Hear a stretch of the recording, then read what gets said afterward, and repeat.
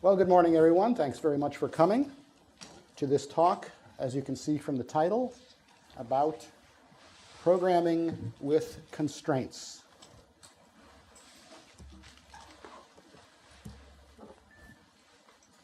There we go.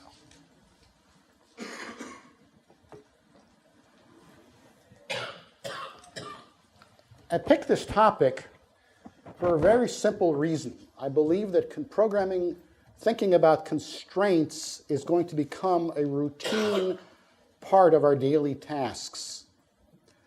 And this is because it looks like we have a new keyword, namely requires, coming down the pipeline for C++20. Some of you may be familiar with it from the concepts light technical specification. And I'll tell you all about that. We've made some progress with respect to that. And the purpose of a requires keyword will be to introduce what are called requires clauses and requires expressions. So we'll talk about that. But it turns out that although the syntax obviously is going to be new to C++, the ideas are not at all new. And accordingly, in this talk, I want to explore what these ideas mean for us at a technical level, and how they have affected our code of the past and how they will continue to affect our code today and in the future. Some of this material is adapted from a paper I wrote for WG21, the Standards Committee, earlier this year. You're welcome to go look it up if you like. And with that, let's start by looking at what I like to call the bigger picture. So let's start by looking at 6 terms of art, if you will. A left column and a right column. Take a moment, if you'd be so kind. Now, this is not a quiz. Don't raise your hand. Don't shout out any answers. But take a moment and see if you can look at those and see what they have in common. The second column is headed with constraints. The first column is headed with preconditions. It's not an accident. So from my perspective, what all of these things have in common is the notion of expressing requirements.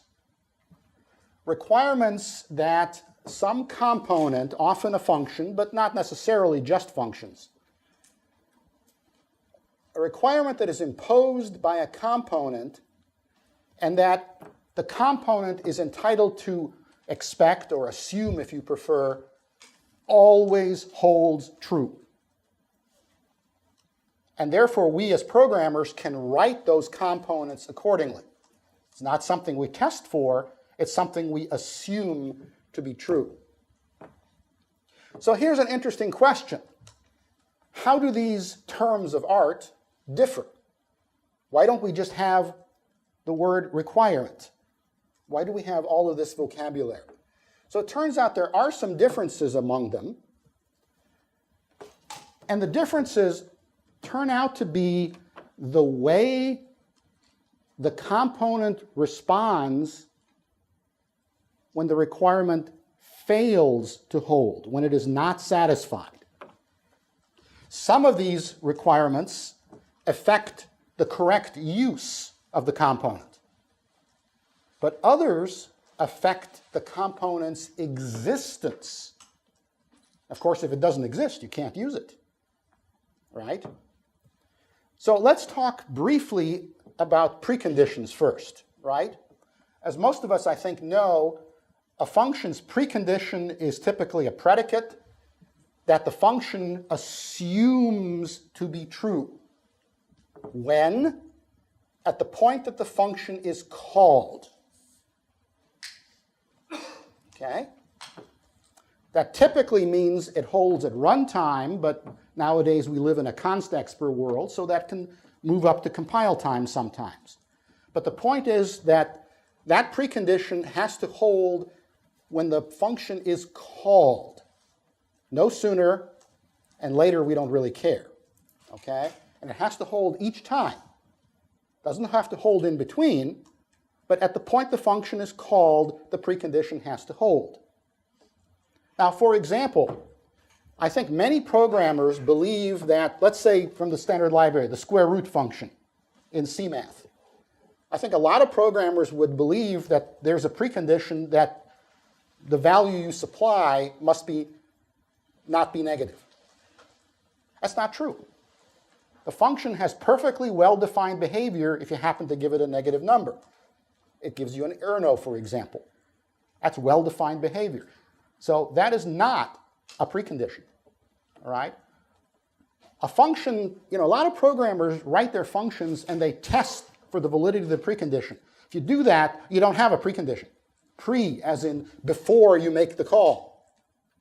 It's not the function's responsibility, it's the caller's responsibility, okay? The standard, the C++ standard, and this is not new, this has been there all along, and there's the citation if you choose to look it up. If you call a function when the precondition fails to hold, you get undefined behavior. It might do what you expect, but you're not entitled to count on that. It is undefined behavior to call a function out of contract, we say. So you're probably aware that precondition is part of what we call a function's contract with its clients. We have some relatively recent new nomenclature. I'm not sure why we needed this, but if you have a function that has no preconditions, we say that it has a wide contract, wide as in wide open. If there are any preconditions, one or more, then we say the function has a narrow contract. From my perspective, I can tell the difference between 0 and anything bigger than 0, but that's the nomenclature we use these days. But this is really only tangential to our main topic of the day, which is constraints. So I'm not going to talk very much more about preconditions, except to have noted the distinction. But here's a little breadcrumb for the future. Keep your eye out for a new attribute sometime in the future. Maybe C++20, maybe C++23, not sure. Still in progress. It will be labeled expects. Okay? Now, how do constraints differ from preconditions? Well, a constraint is always a compile time predicate. Always, always, always. It's associated with some program component. Could be a function, could be a template, for example. Could be any kind of template. Could be a variable template, could be a class template, doesn't matter. You can have a constraint on it. And the constraint must be satisfied. There's no what if. It must be satisfied. Or else. Now, I suspect you're all thinking the same thing that I am, or else what? All right? Or else the component won't and mustn't be compiled. Effectively, it will not exist if the constraint is unsatisfied. Will not exist. So if it's a function, you mustn't call it. It doesn't exist. You can't take its address. It doesn't exist. You can't use it.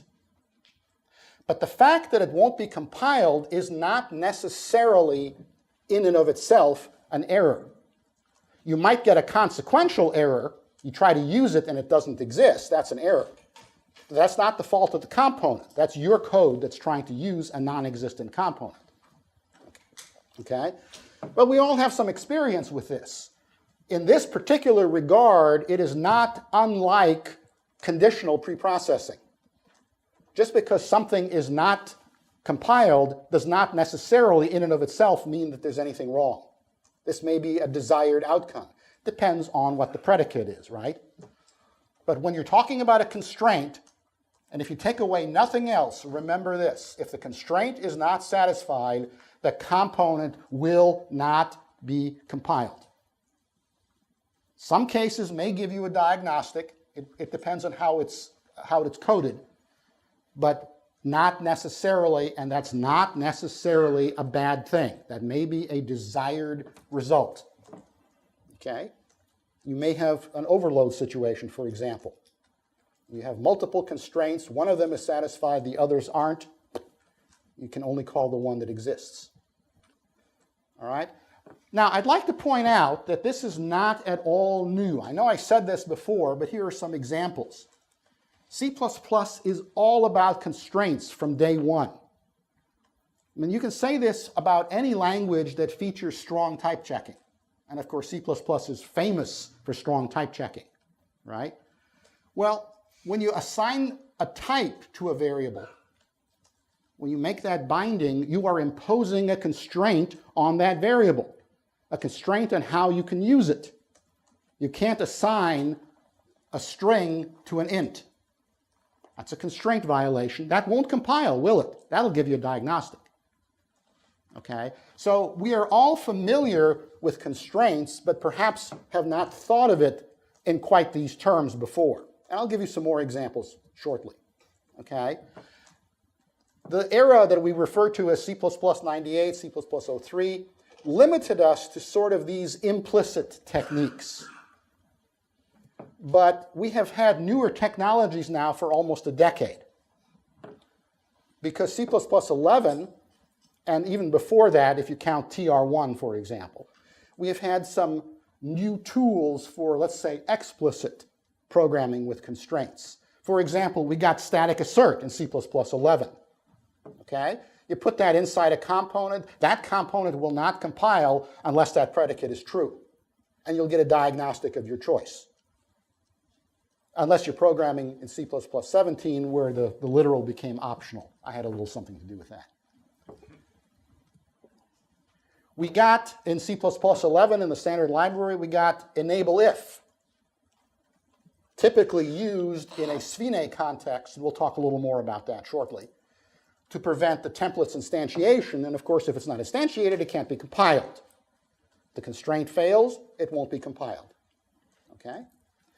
We got expression Svine, which is not as well known, but it's an expansion of the contexts in which you can apply such techniques. Before then, we had a limited number of contexts. Now we have a lot more ever since C++ 11. And even more recently, we got more good stuff in this particular area. C++ 17 has void t in the standard library. I had a lot to do with that. I will not speak about that further today, but if you're interested, please go look at the video of my talk here at CppCon from 2014. That's when I first sprung void t on the world. The last half hour approximately it's a 2-hour talk. And by the way, thank you to the 40,000 people who've watched that. That's an unbelievable number considering, my name isn't Bjarne or Herb, But thank you all. We also got in C++ 17 the constexpr if, spelled if constexpr. But the feature is called constexpr if, and with it you get discarded statements. The predicate doesn't hold. That part doesn't get compiled. Okay? And we've been working on C++ 20 already. C++ 17 by now is old hat for the standards committee. We've been working on C++ 20 now for 6 months or so. And we have recently added to the working draft, and that's freely publicly available if you choose to download it. If you're not used to reading legalese, you probably don't want to read the actual standard. It's a 1,400-page legal document is what it boils down to. We were very careful with the wording because in some jurisdictions, it actually has the force of law. It gets incorporated by reference into contracts and things like that. So putting out a C++ standard is like negotiating an international treaty in many respects. It's a little surprising. But we've added the concepts requires keyword. And of course, I'll talk much more about that later on. So let me start by talking a little more about what I'm going to call pre-modern constraints. So suppose, yes, notice it's down near the bottom.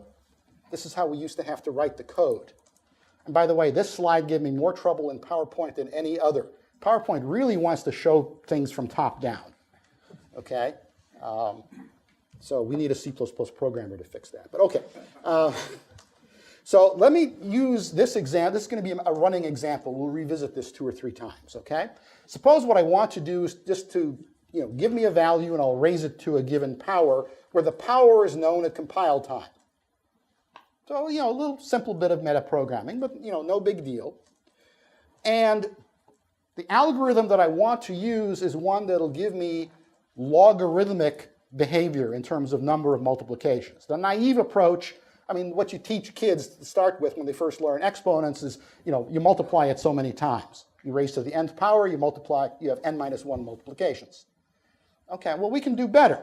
If you want to say x to the 8th, you square x, you square that, you're done, 3 multiplications. That's logarithmic behavior. So suppose I want that algorithm.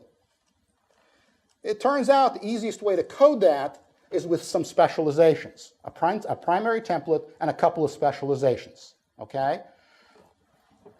But I want to make this a function, and you can't partially specialize functions in C++. So what technique did we have to use? We have to dispatch to something else that you can partially specialize, right? So, you got to declare that up above, right? So it's my helper that'll implement that log n behavior. So I'll have a primary template with 2 partial specializations. There's the primary, and it turns out it will only operate on values of n that are odd. Now that's not obvious by inspection, but it'll turn out that the specializations will handle all the evens. So the only thing left for the primary will be the odds.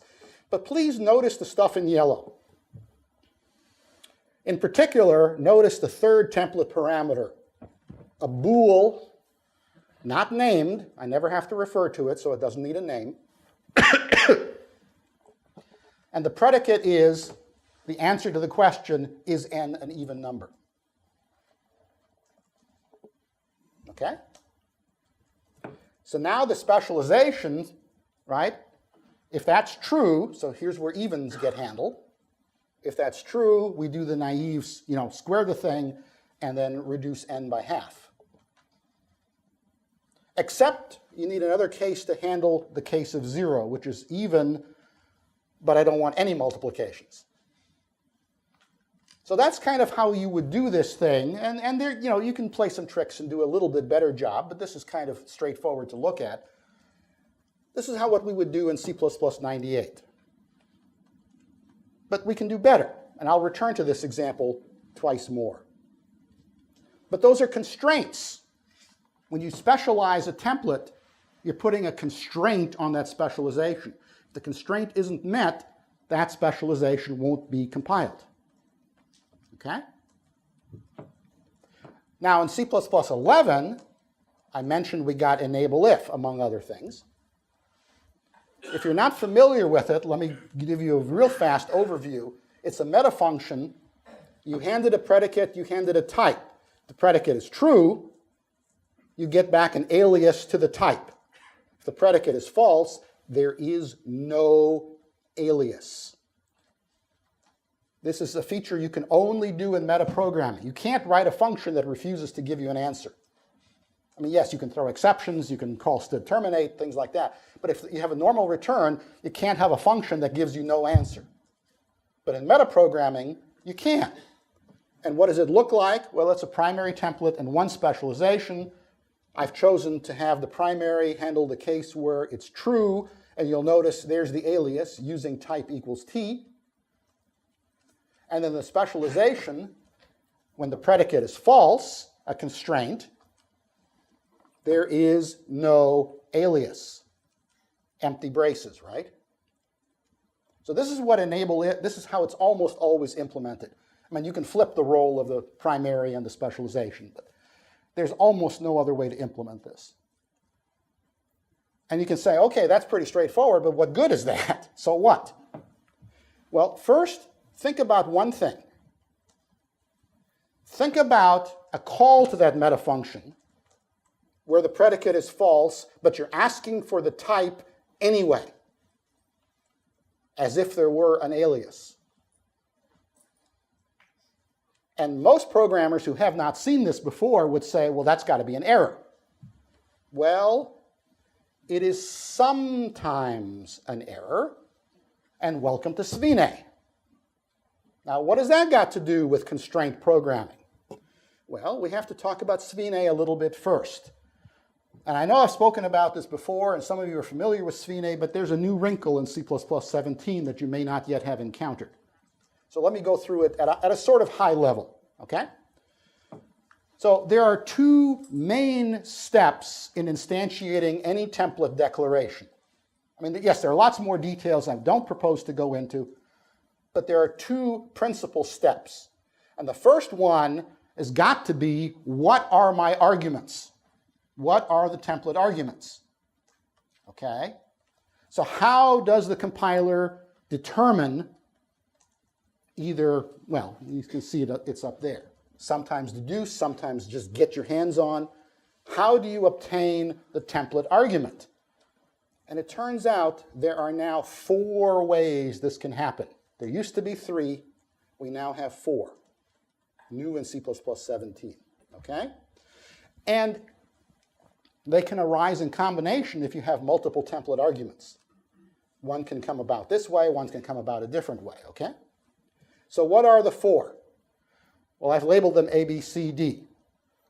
Obviously, if the client supplies the argument, we take it verbatim, we're done. Okay? Otherwise, if it's a function template, the compiler can go and look at the actual arguments in the call and say, okay, what are the types of those arguments, and deduce and get the template argument that way. C, which is new for 17, if you have a class template, we now have a feature called deduction guides. Previously, if you wanted to declare a std vector, you always had to say std vector of some type, std vector of int, std vector of double, std vector of my type. You don't necessarily have to say that anymore. The compiler can figure it out under certain circumstances if you provide the appropriate initializers. Okay? Now, this is off topic, so treat this as a breadcrumb, something you might want to look into for the future. But this is new. And the final fallback, if none of the above work, maybe there are some defaults in the declaration of the template. Okay? So we now have 4 possibilities for the compiler to consider. And this is all still the first step of instantiating a template declaration. So what's the second step? Well, now that you know what the arguments are, it's time to use them. And this is what's referred to as the substitution step. Every placeholder, which are the template parameters, has to be replaced by the corresponding argument. Okay? All right. So there are 2 possible outcomes. All right? I mean, simply put, it can go well or it can go ill. All right? So if all goes well, you end up with a well-formed declaration, and you just proceed normally. I mean, maybe the next step is overload resolution. I mean, whatever comes next in your compiler. You just keep going. No big deal. But what if it doesn't work out? If the resulting declaration is not well-formed, and of course we call that ill-formed, it is considered not viable. And that's a term of art in the standard. It's not viable. Why not? Well, in this case, it's because of substitution failure. Things didn't work out. And what happens? It's not an error. That component, that declaration, is silently discarded. There is no diagnostic.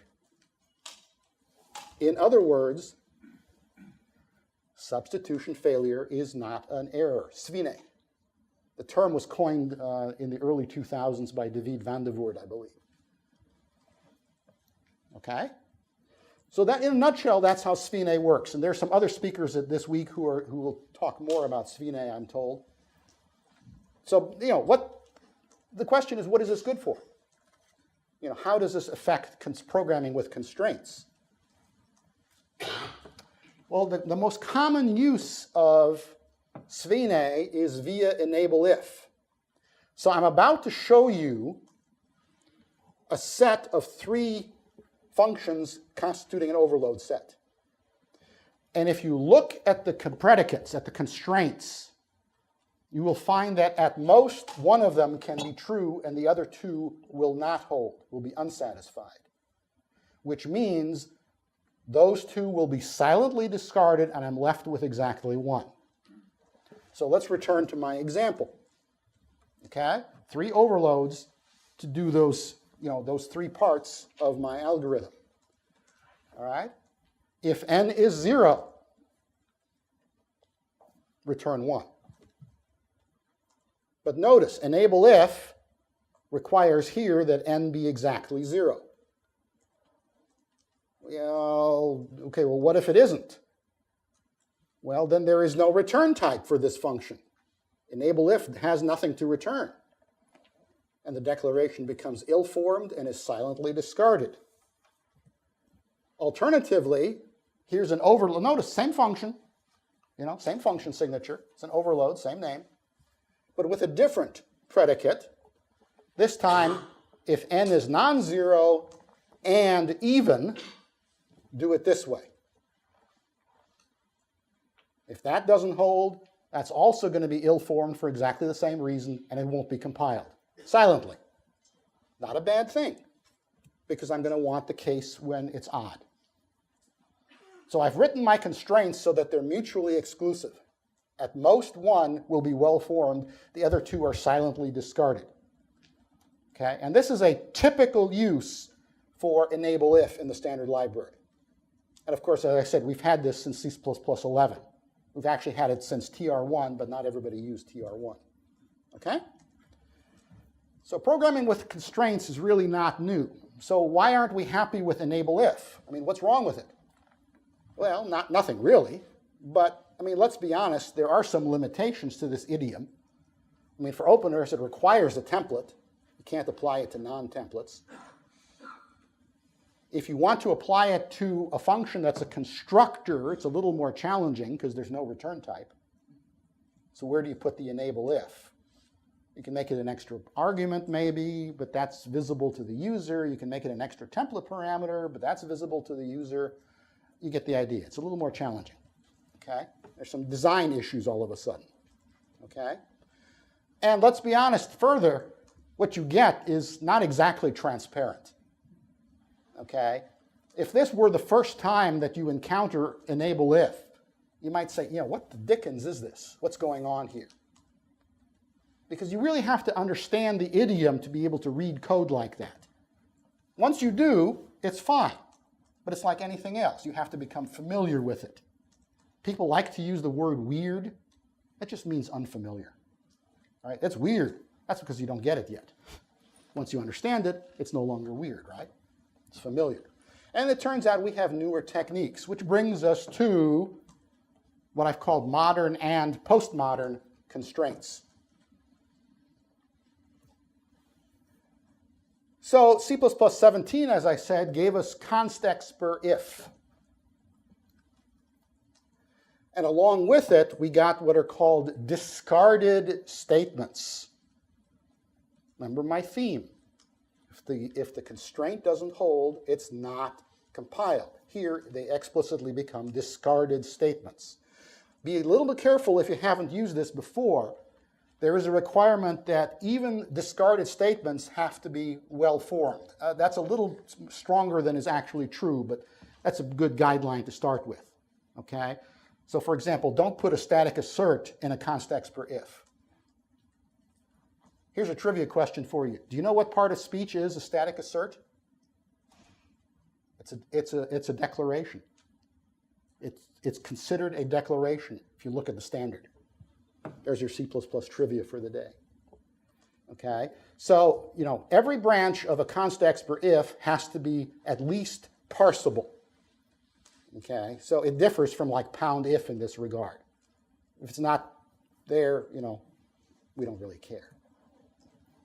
So using a constexpr-if, we get what I think is the most readable version of my algorithm so far. It's one function, as it should be. I don't have to mess with overloading. And my constraints are embedded in the constexpr-if.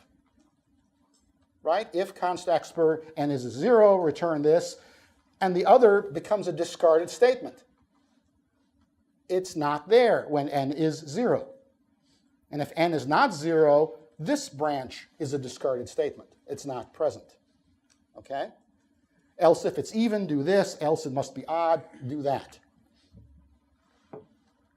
So I like this a lot, and I hope you consider it, as I do, a great improvement on our coding style and technique. But it still doesn't fit all situations. It fits a lot, but it's still not a universal solution. Which brings us to concepts. Only because we published something called the Concepts Technical Specification, TS. This is a feature that started out life being called Concepts Light. Somewhere along the way we dropped the light part of it, so maybe this is now Concepts Heavy, I'm not sure. But it's the Concepts Technical Specification, and that's what formally has introduced the requires keyword and brought us what is called the requires clause. That was the first specification. And I'll tell you how that's been progressing in the Standards Committee. It wasn't quite ready for C++17. Part of it was. The part I want to talk about, I thought was ready for C++17. And I proposed that we split it and take what was ready and leave the rest for later. I got shouted down. There were some people who just took a scorched earth approach. It's all or nothing. Well, they got nothing. But I consider that very unfortunate. Nonetheless, as it happens, a requires clause can be applied to any kind of template, variable template, alias template, class template, of course, function template, okay, any kind of template, but also to an ordinary garden variety function. The status with lambdas is a little unclear at this point, but I am hopeful that we'll get it in that context as well. Okay? If you apply it in the case of an ordinary function, we have special nomenclature. We call it a trailing requires clause because it follows the typical declaration of the function. Okay? Like a trailing return type, it actually follows that. Okay? So here are a couple of technical details about requires. A requires clause induces constraints. Now, in a technical sense, I've been slightly abusing the term constraints. We now are going to get a technical definition of constraint. Now, let me start by drawing an analogy for you, okay? A lot of C++ programmers informally speak of, they say they have a lambda, and at some point they call the lambda. Well, that's technically wrong. You can't call a lambda. When you evaluate, when you run, the lambda is evaluated, you get a kind of function object. That's what you get when you evaluate a lambda. And that function object has an operans operator. That's what gets called. That function object is known as a No. There's a special term for this. Closure. When you evaluate a lambda, you get a closure. It's not a function. A closure is a special kind of function object. Why do you need that? Because you have to do the captures. You need a place to put the stuff you've captured that goes into the function object, into the closure. Okay? So it becomes closed. Okay? That's why it's called a closure. So what has it got to do here? Well, technically, when you write a requires clause, you're not writing constraints. You write a predicate, and the compiler will turn that into the appropriate constraints. So we say the constraints are induced by the requires clause. Okay? So slight shift in nomenclature. I'm going to stick with the informal. I'm going to call it a constraint, but please be aware, technically, the constraint is what the compiler turns this into. Okay? And of course, if the constraint is not satisfied, this component to which you've attached the requires clause will not be instantiated or compiled in any way. Just, it won't exist. Okay? That component simply is ignored, much like Svine. The machinery is slightly different, but the outcome is very similar, okay? It won't exist. That's the theme of this talk. If a constraint isn't satisfied, the component won't exist. And that can be a good thing, as we've already seen, okay? You just have to be careful in your code. Don't use a non-existent component. That's an error. Well, that makes sense. It's always been an error. Call a function f, you don't have a function f, that's an error. Same idea. What comes along with this is a new consideration known as subsumption, because constraints can be related to each other. One constraint can subsume another. It's like a subset relationship. And this is a way of comparing constraints, because one constraint can be more constraining than another. Think about my example. I have a constraint, n is even. I have another constraint, n is 0. Well, in that case, n is also even. But this is more constrained. Okay? And this can be important. The compiler can now tell which is, comparing two constraints, which is the more constrained. And this is one of the reasons why technically you don't write the constraints, the compiler does. It puts it into a form so it can do this kind of analysis. Okay? Okay. Notice, please, nothing I have said relies on concepts per se. Yet this is all machinery that's necessary for concepts. It doesn't require that we use concepts at all. I have been programming almost exclusively with requires clauses for over 3, maybe 4 years now. They're wonderful. I love them. I have not written a concept in 3.5 years that I can recall. This is the kind of programming that I do. Doesn't require concepts. Now, concepts are better in a certain sense, and that gets into philosophical issues of what makes a good concept. And as far as I know, nobody has yet really addressed that to any detail. We have some ideas of what makes a good concept. Nobody has ever set forth a set of guidelines yet. A good concept should satisfy criteria A, B, C. I'm waiting for that. But I'm probably not going to be the one to do that. But programming with constraints, it's wonderful.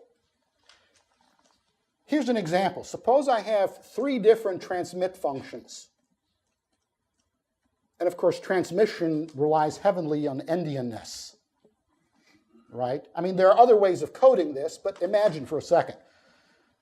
But I think you'll agree, this is an unusual overload set. How come? Because they all have the same signature. You're not supposed to do this. Well, now you can with the requires clause. How can that work? The answer is almost too simple. The requires clause becomes part of the signature. So now you can tell them apart again, right? And what happens when you have one that has no requires clause and another one? We've got answers for all of those interesting questions, okay? So as you can imagine by now, only declarations whose constraint is satisfied, constraint in the informal sense, go into the overload set of viable candidates, and then overload resolution takes over and so on and so forth, okay? And if the constraint isn't satisfied, it doesn't exist. So it's not an issue, okay? Now, since most of us, I think, are new to requires clauses, let me tell you a little bit about what they look like. You can put any predicate you want after the keyword requires.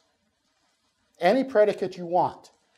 And in my case, a particularly useful kind of predicate is a type trait, right? I want this function only to be operative, or this template to be operative only if you hand me an integer type, or a floating point type, or a this or a that. Or it has to be copyable, or it has to be movable, etc. Okay, and those are type traits. So I personally find those useful, but I've used constraints of many different kinds. The point is, Any predicate works. Now, if you happen to lump a bunch of requirements together and give that collection a name, you have a concept. So if you've done that, then you can refer to that collection by name. You don't have to repeat all the pieces of that collection. It's a form of factoring, right?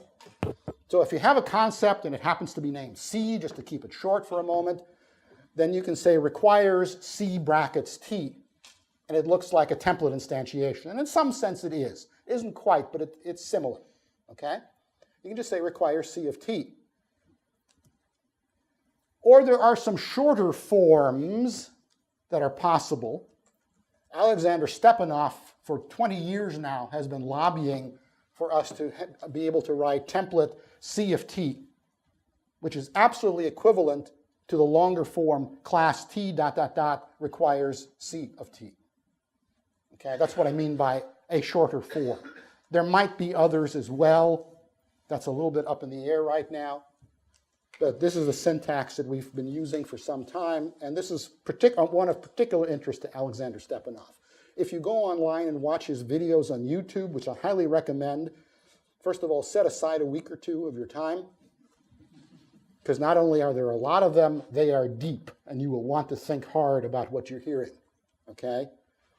I mean, the man was a first-class, I mean, he's now retired, that's why I say was, first-class mathematician. One of the few people I know who've read Euclid in the original Greek. One of the few people I know who've read Euclid.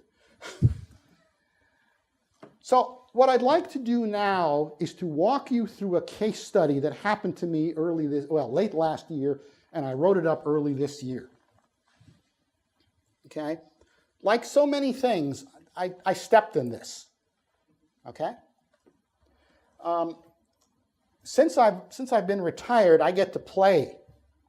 I get to work on what I want to work on.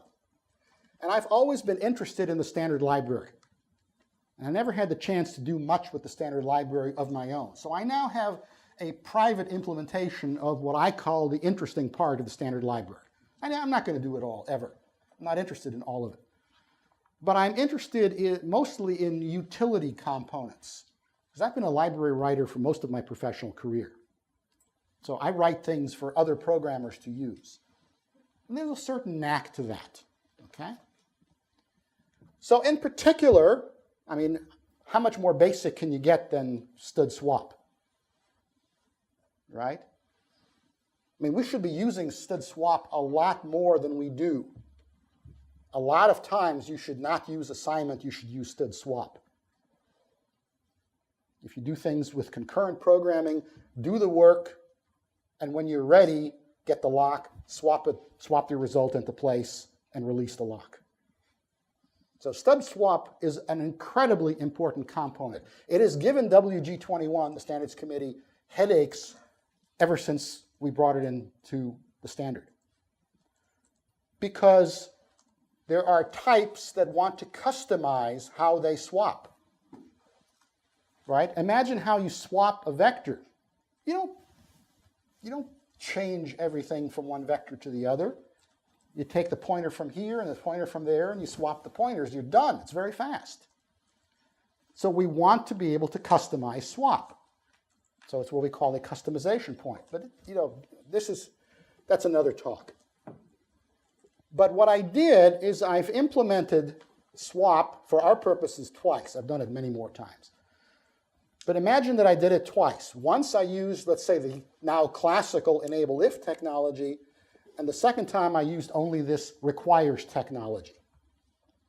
Okay? And it turned out the bodies of the function, which is not very interesting. It's a traditional three-step swap, right? You know how I used to teach swap to freshmen? You got a little kid who likes to drink chocolate milk. You got another little kid who likes to drink white milk. They all have their own cups. You accidentally put them in the wrong cups. How do you swap the milk? You get a third cup. Right? Three-step swap. Every freshman understands that. I don't know. Maybe freshmen like chocolate milk. I'm not sure. But std swap is absolutely fundamental. So I did this a couple of times. The function bodies were the same, but the function introductions obviously were different, because one had the enable if, the other one had requires, and there was no overlap. Okay? And then, of course, I wanted to be sure that I did it right, that it passes tests, and instead of writing my own tests, I used publicly and also privately available test suites. For example, Clang has a test suite, GCC has a public test suite. And I run my stuff through those test suites, and I sometimes write my own. And I have access to some private test suites as well. And I was completely surprised because I ended up with a subtle, totally unexpected difference in the behavior. Shockingly surprised. Let me walk you through it, if I may. So let me just refresh our memories. This is what the standard says about swap. This is what the declaration has to look like. Okay, I've elided the stuff in the no except clause. That's not really relevant to this discussion. It's messy. Okay? And then, and I'm quoting directly, look at the highlighted yellow words, please.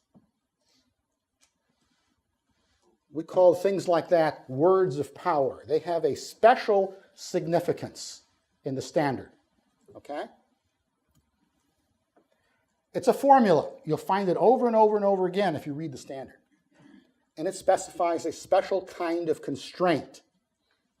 It tells the implementer something he has to do. These words mean we need sphene, used to mean sphene, now I say sphene-like behavior. Namely, this swap must not be instantiated if the type is not movable. Now, please recall, movable implies copyable. You don't have to have move functionality. If you have copy functionality, it's considered movable. It's also considered movable if you have move operations. If they're available, we'll use them. If they're not available, we'll fall back to copy.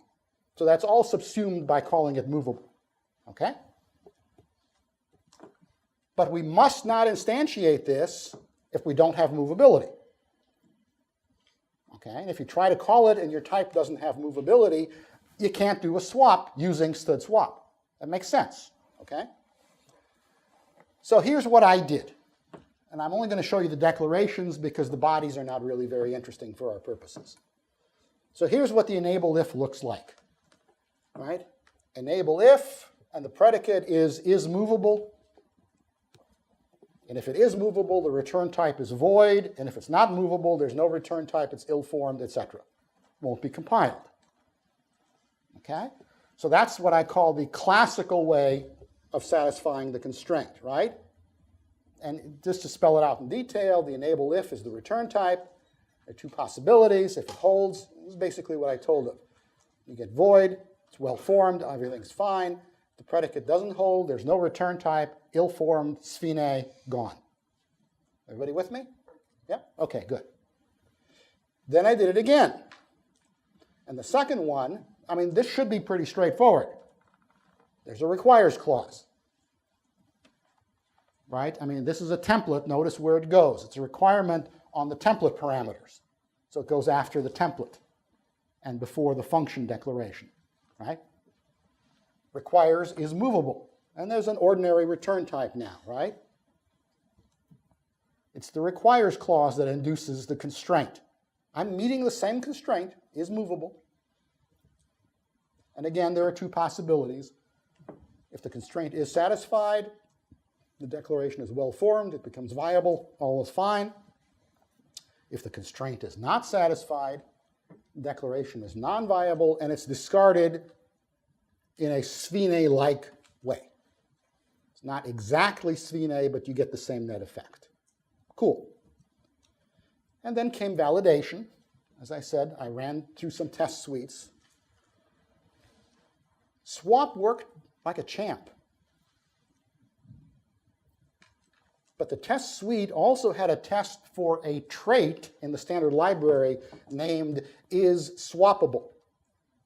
I hand you a type, and you tell me yes or no, you can call swap on your type.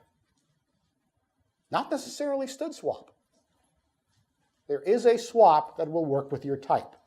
That's what isSwappable is for. Enable if worked like a champ. Requires clause, failed. How did it fail? It's kind of, now, here are the details, right? I'm condensed. I had to change some of the names to shorten them so that they fit. So the test has its own namespace, NS in this case. It introduces just a trivial type named A, and then in the same namespace, a swap. Now, right now, there's no overload here because they're in different namespaces. So what happens when you put them into the same namespace? And you can do that with a using declaration. You can do that with I mean, there's several ways to do that, okay? So consider these three statements in a row. Let's declare a pair of variables of this new type, A and B. Let's bring the standard swap into scope with the using, and now let's call swap unqualified. Okay? And this reads like a final exam for like second term freshman or something, right? So what's going to happen? Now, this is not a quiz. I'm not here to tease you or anything like that. It goes like this. You get two lookups. You get ordinary or unqualified lookup, and of course, it's going to find std swap because that's in scope directly. It's the only swap that's in scope. And then ADL kicks in, and it's going to find the swap in the associated namespace because the variables come from namespace NS, and there's a swap in there. So we go look in there, and we find it. Now I have an overload set. So now we have to do overload resolution, and part of overload resolution, which finds both to be viable. So which one's better? And the part of overload resolution that answers this question is called partial ordering. Because you want to put an order to these. Which one is better? Right? And the answer is neither. It's ambiguous. Right? Can't make the call. It's ambiguous. And the actual line that tested this was a static assert. And notice the negation in the predicate. The test passes if the type A, cap A, is not swappable. Right? Because of ambiguity. Right? The test passes if it's not swappable. And it turns out that works fine for the enable if, and it fails for the requires. So what's different? Requires clauses bring new rules, or a new rule. Okay? It's a new tiebreaker.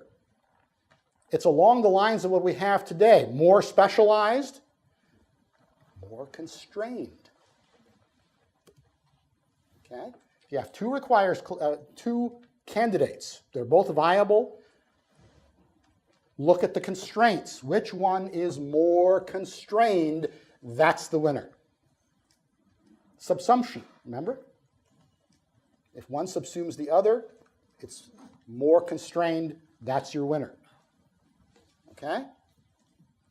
So in my second implementation, std swap was constrained with the requires clause, therefore this rule kicks in, even though the private one in the namespace was not constrained. The rule still kicks in. If you think about it, an unconstrained template is like saying requires true. It's always satisfied. Okay? So the new rule applies. The test code is no longer ambiguous. But the test expects ambiguity, and therefore the test now fails. I stepped in it. This was not expected. Okay? Now, quick caveat, what I'm presenting, of course, is not yet in the standard. Look at the next standard that we're still working on, right? But this works today, has worked for many years with GCC-F concepts, okay? Recent developments, we've taken much of the wording, not all, but we've taken a lot of the wording out of the TS, out of the concepts TS. It's in the working draft. It's already been tweaked quite a bit. It's probably going to be tweaked some more because discussions are ongoing. We've got a few years before C++20. So what I'm telling you today might still be true, or it might be slightly or not so slightly different. I can't predict the future. I don't have that kind of crystal ball. But the principles, I think, will hold up. Namely, C++ core language constraints, when we get them, are more than just a language replacement for enable if. Right? Some people would say much more. If one is present, the constraint comes into play whenever you instantiate a template, whenever you use the name of a template. It comes in during overload resolution, as we've seen, especially during partial ordering, as we've seen. I mean, here's an example of what you can't do. So here's a trivial function where the constraint is never satisfied, right? Requires false. So that just doesn't exist. So of course you can't call it. You can't take its address. You can't even say decal type of that type. It doesn't exist. It doesn't have a type. Okay? You must not use a component if it doesn't exist. Okay? And I'm quite confident that that will always hold true. Okay? Constraints become an integral part of a declaration. Traditional declarations that aren't constrained this way, namely with the requires clause, aren't quite the same. You get an extra set of rules for overload resolution, for example. We have to be aware of those rules. And it's become clear to me that many of these details, maybe most of them, excuse me, are not yet very widely well understood. And even among experts, I mean, there was a recent posting, and I'm withholding the name of who did it, an expert, someone I consider an expert in C++. His advice is almost right. Okay? You have to do something out of the ordinary to see the difference. But it is, as we've seen, detectable. As I said, I stepped in it. Okay? So Andrew Sutton, who is actually the editor of the concept's technical specification, he's here at this conference. I think he's speaking later this week. He wrote me at one point, and he said this, among other things, that if you add constraints to an existing overload set that's unconstrained, it potentially changes the result. So you need to think about that very, very hard. Okay? You can't just replace enable if with requires without thinking about it, because there is a tiny detectable semantic difference. It may make no difference. It usually will make no difference. But it potentially can make a difference. Vendors of the standard library are free to do this today. There's no rule that says they have to wait for C++20 to make use of this technology. It's in compilers already. And boy, can it make life easier for standard library and other library implementers. It's a wonderful, wonderful tool, and I recommend it highly. As I said, I've been using it for years, near exclusively. But as I said, it's detectable, and it has the potential to affect code in certain edge cases. Okay? You may have to go on a scavenger hunt to find those cases, but they exist, as I've shown. And with that, thank you very much. Do we have a couple minutes? We have a minute or two for questions. If you have a question, please come to a microphone. Anybody? Looks like we got two. All right. I'll do my best, sir. Okay. So thanks for the talk, first of all. My pleasure. You mentioned that in order to be able to tell the different overloads with the requires clause apart, yes, the requires actually becomes part of the signature. Yes. Does that also imply that during name mangling, the expression in the requires gets mangled into the name of the function?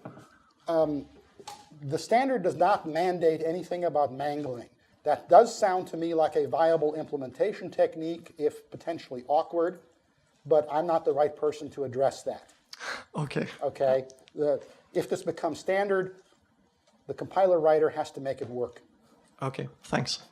You know, we just say how it has to behave. You figure out how to get it done.